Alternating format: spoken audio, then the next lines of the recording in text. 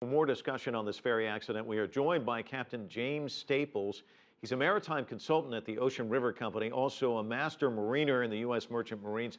James, the ferry captain, who's now in custody, was not at the helm when he capsized. What do you make of that? Well, that's not unusual. He is in a supervisory position. He had the third mate was up on the bridge at the time with the helmsman, which is quite normal. The only thing that I have a question about is that he was in a traffic scheme, which is known for a lot of traffic. There are objects that are close by with islands and stuff, so it would have been probable for him to be on the bridge at that time.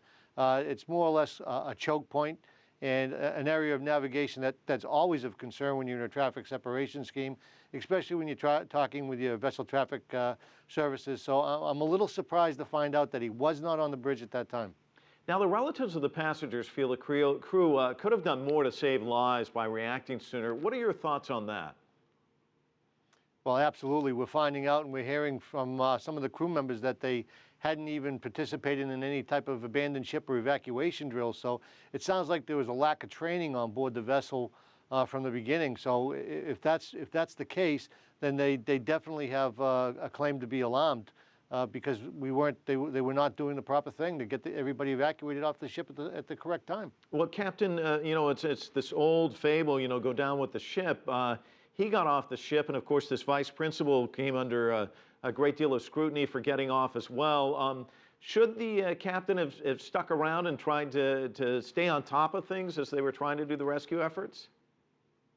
Generally, in conditions like that, the captain should be sticking around to make sure that all the passengers and crew are safely off, not only to see the safety of the people, but also for salvage rights of the vessel. It's the captain that'll be doing that procedure there. So that's one of the reasons the captain stays on board is also for salvage.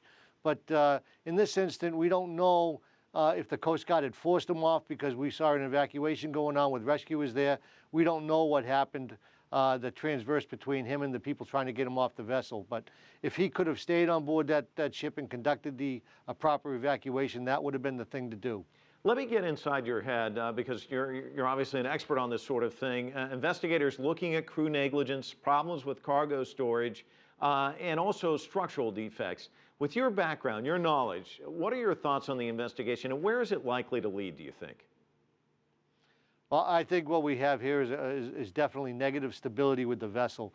They're going to be looking at a couple of things. They're going to be looking at his fuel consumption, how much fuel he had on board when he left the port, what type of burn-off he had with the fuel, to see if he put the vessel in a negative stability and he didn't have enough fuel on board to make the proper arrival with the percentage of fuel he needed to have. So they're going to be looking at that to see if there was a shift in GM, to see if the center of gravity changed that caused this vessel to lay over. Then they'll look at for mechanical problems to see if there was anything wrong with the steering gear, and of course always the navigational errors that could have been. We still don't know if he was actually in the traffic schemes or if he was traveling outside the traffic scheme. So these are some of the things they will be looking at. Now, when you say negative stability, can you explain that for our viewers? Yeah, actually you have basically two forces reacting on the vessel. You have the buoyancy and you have gravity. Buoyancy is pushing up and gravity is pushing down. And as cargo shifts, you no longer have that center of gravity. The center of gravity moves up. So in other words, it makes the vessel top heavy. And that's probably what happened when the cargo shifted. All right, Captain, thanks so much for your observations. Certainly appreciate it. Captain James Staples joining us this evening.